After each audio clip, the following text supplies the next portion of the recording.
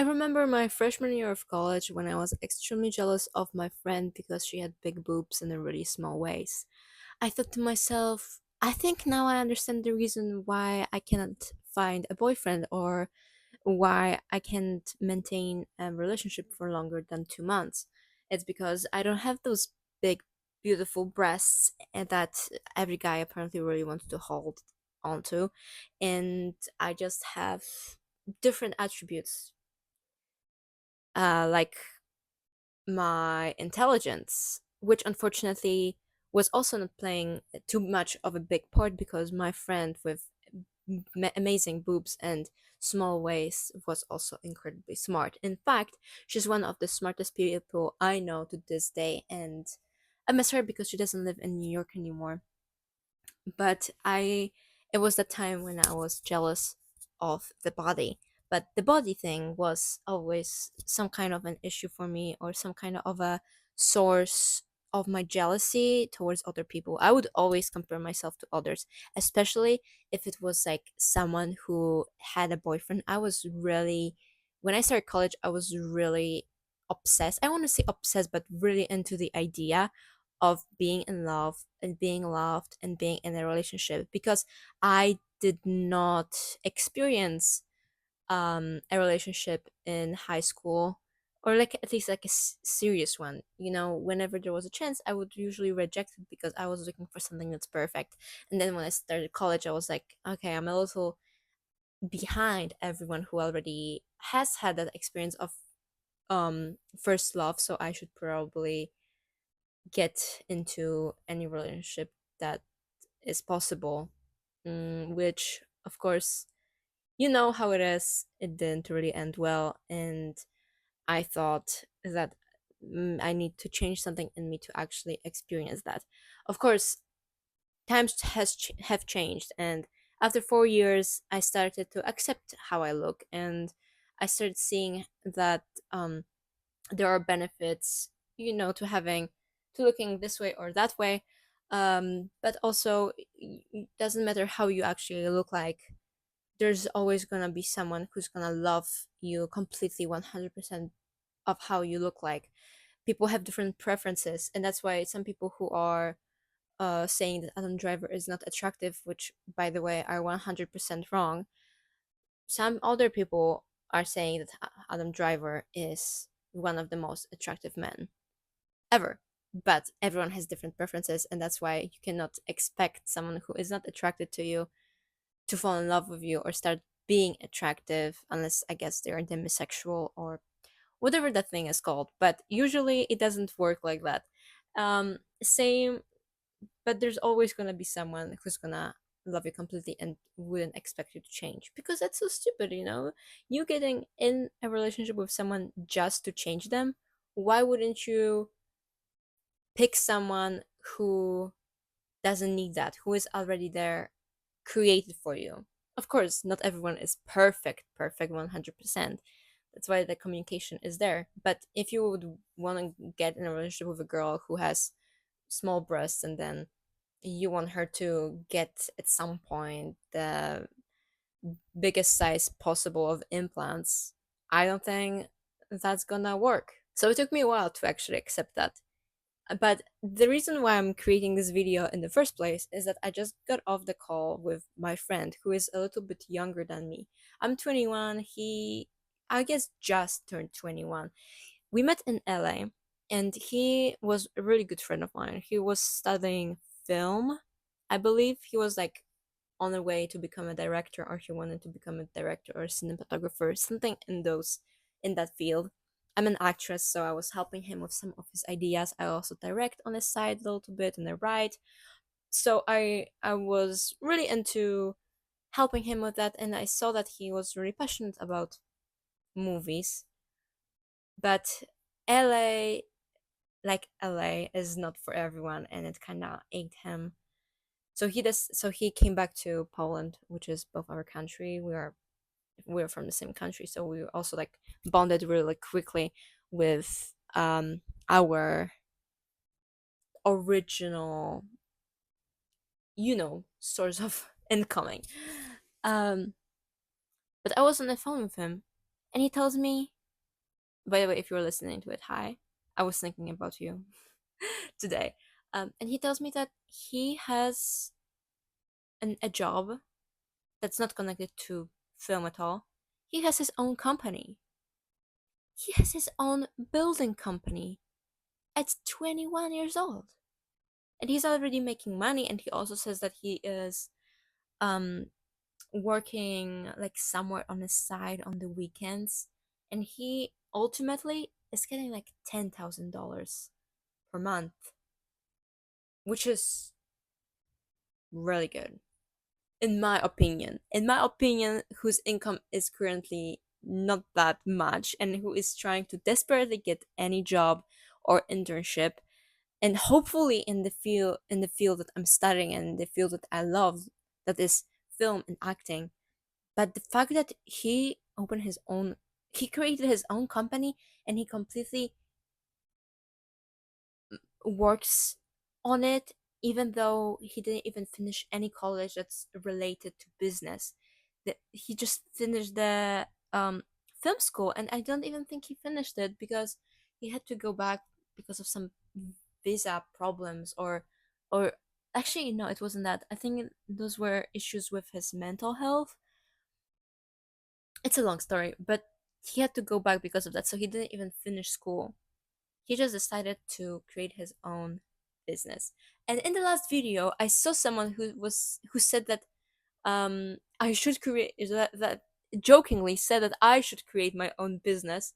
But looking at what my friends are doing, who have basically the same skills as I do, the same experience or similar experience, and they have succeeded in creating company, is just making me feel like you can do actually whatever you want, and it doesn't matter if anyone is saying that this is not a good idea. But with that said, it's a bummer that he is no longer passionate about filming, or he completely dropped that idea because I guess money is not where it is, and he chose he chose money over his passion, which is not something I want to do. But I guess if you have your own business, you can make it a little more flexible for you. And you know the saying that you need to have money to get money. Exactly. Maybe that's like the first step, and then you can always go back. I just don't want to, him waking up at 28 and realizing that maybe he should have chose something different, because that's definitely one of my biggest nightmares. But besides being jealous of friends or looking up to them, there's always that kind of jealousy that is more towards celebrities or people who are um more popular, or actors or singers. They don't need to be celebrities.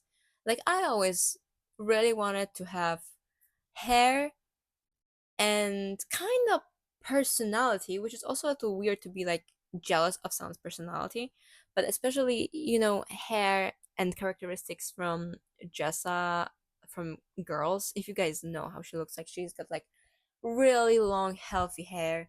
And I've been trying to grow out my hair for extremely long time, but it's so difficult, and my hair after a while it's just getting dry, and it's not as thick as I would want it to be. And I always watch those videos telling how to style your hair, how to take care of your hair. And even though I've been trying to do it, I don't really see much change.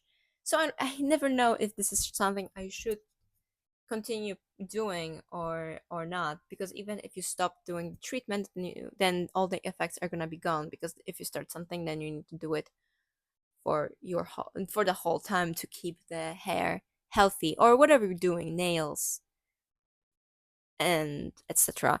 If you haven't seen Girls, directed and written by Lena Dunham, you have to do it. It's literally one of the best piece of media there has ever been created. And I've seen this show twice. First time before I moved to New York, second time after I moved to New York. Extremely good.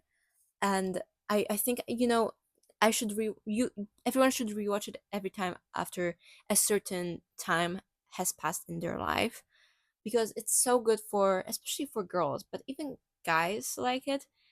Um, or guys also should check it out because it's just so unique and the writing is so incredible.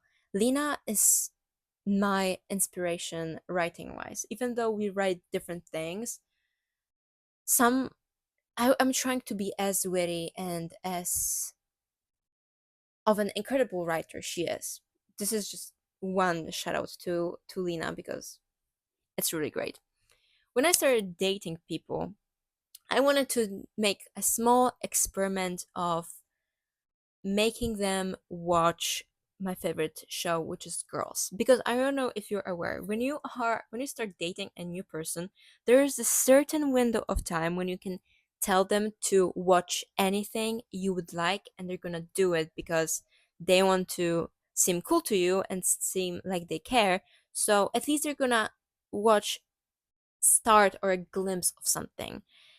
So I did that with Girls. I was asking them to watch it, and then if they say that they like it and they're gonna continue watching it, I'm thinking, okay, they pass the test, I might continue seeing them. But if they say no, or if they even haven't touched it, I'm realizing that maybe this is not the right match because you need to enjoy the same media I do, or at least try to understand what is going on inside my head, because this is actually what I think dating is. You should understand the other person, and how else are you gonna do it if you don't even try watching what they love?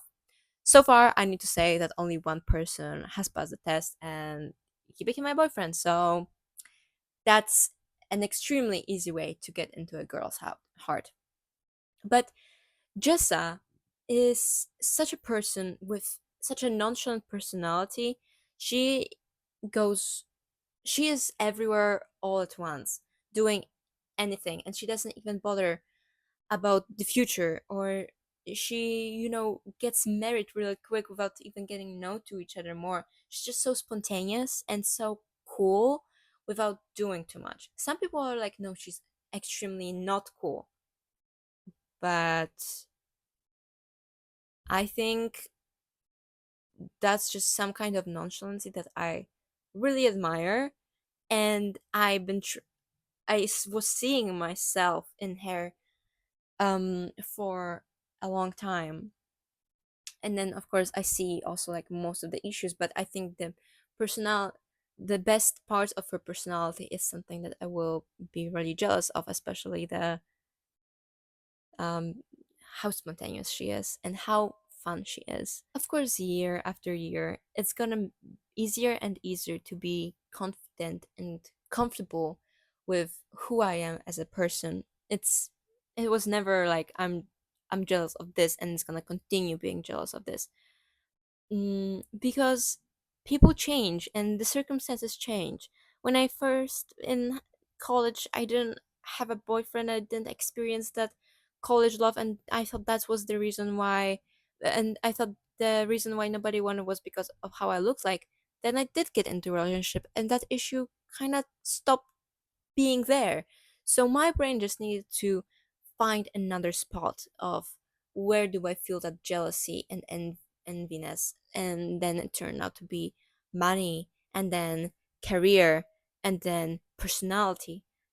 Sometimes it gets better, sometimes not, but I can't believe that actually the only way that fixed my jealousy towards one thing was solving it, which was thanks to time, time solving it, and then mm, picking something else, which is also a solution to so many things like heartbreak. If you experience heartbreak, how do you fix it? You fall in love with someone else, which is extremely unhealthy, by the way. I don't think we should do that. But I think, I just think it's interesting. And I wanted to touch that topic because I know a lot of people who relate to it, but it's never too late to work on yourself and seeing that You might be jealous of that person because of something, but there's for sure someone out there who's going to be jealous of you.